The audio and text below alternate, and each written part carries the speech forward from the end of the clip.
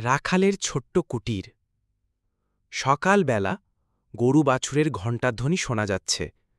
রাখাল গোপাল বাঁশি বাজাচ্ছে। তার ৩ মেয়ে লতা, মিতা, রীতা গরুর ঘাস কাটছে। ওরে লতা, মিতা, রীতা, কেমন চলছে ঘাস কাটার কাজ? বাবা, প্রতিদিন এক কাজ, একঘেয়ে লাগে না তোমার? এই কাজেই আমাদের ভাত জোটে মা। বাপের পেশা মেনে নিতে হয়। মিতা দুষ্টুমি করে। বাবা, তুমি কি কোনোদিন রাজা হইবা? তাইলে আমরা ৩ বোন হইব রাজকন্যা। ওরে মিতা, রাজা হওয়ার শখ রাখালদের মানায় নাকি? কিন্তু বাবা, যদি হঠাৎ রাজা তোমায় ডাকে, তোমার বাঁশির সুরে রাজকন্যা নাচতে থাকে? তাহলে তো আমি রাজপ্রাসাদেই বাঁশি বাজাব।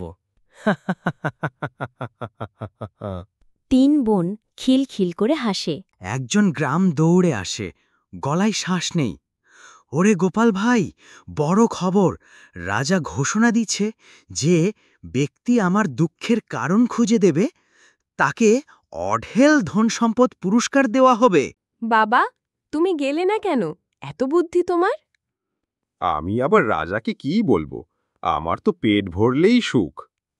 বাবা, তুমি চেষ্টা করো, ভাগ্য বদলাতে পারে।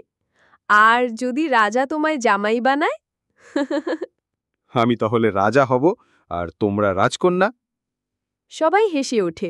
গোপাল রাজপ্রাসাদের দিকে যাত্রা শুরু করে। গোপাল রাজার দরবারে হাজির। রাজা বিষণ্ণ মুখে বসে আছে। মহারাজ, শুনলাম আপনি সুখী নন। কি দুঃখ আপনার? আমার ৩ কন্যা, তারা কাকে সবচেয়ে বেশি ভালোবাসে তা বুঝতে পারছি না। সবাই বলে সমান, কিন্তু আমি বিশ্বাস করি না। ওটা সহজ কাজ মহারাজ, আমাকে একদিন সময় দিন। গোপাল তার ৩ মেয়েকে নিয়ে প্রাসাদে আসে। রাজা গোপালকে আদেশ দেন তার মেয়েদের পরীক্ষা নিতে। লতা, তুমি আমাকে কত ভালোবাসো? বাবা, আমি তোমাকে চিনি না বললেও আমি তোমায় মধুর মতো ভালোবাসি। ভালো। মিতা, তুমি? আমি তোমায় চিনি না, কিন্তু ভালোবাসি গুড়ের মতো। রীতা, তোমার কথা? বাবা, আমি তোমাকে লবণের মতো ভালোবাসি। সবাই চুপ। গোপাল হেসে রাজা অবাক হয়ে তাকায়। মহারাজ, কালকে এক ভোজ দিন। সব রান্না হবে চিনি গুড় দিয়ে, কিন্তু লবণ ছাড়া। পরদিন ভোজে খাবার আসে, সব মিষ্টি, কিন্তু লবণ ছাড়া স্বাদহীন। রাজা প্রথম কুমড়ার তরকারি খেয়ে মুখ কুঁচকে ফেলে। এ কি রকম স্বাদহীন খাবার! দেখলেন মহারাজ, লবণ ছাড়া কোনো খাবারের স্বাদ নেই। ঠিক তেমনি রীতার ভালোবাসা সবচেয়ে সত্যি। তুমি ঠিক বলেছ গোপাল, তোর বুদ্ধি দেখে আমি তোর ভাগ্য বদলে দেব।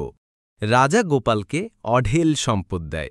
গোপাল খুশি হয়ে ৩ মেয়েকে নিয়ে বাড়ি ফিরে যায়। গ্রামের ছোট্ট কুটির এখন পাকা দালান। ৩ বোন হাসিমুখে উঠানে খেলে। গোপাল বাঁশি বাজায়। দেখ মিতা, আমরা সত্যি রাজকন্যার মতো থাকি এখন। হ্যাঁ রে, আমাদের লবণ রীতার জন্য। না রে, আমাদের বাবার বুদ্ধির জন্য।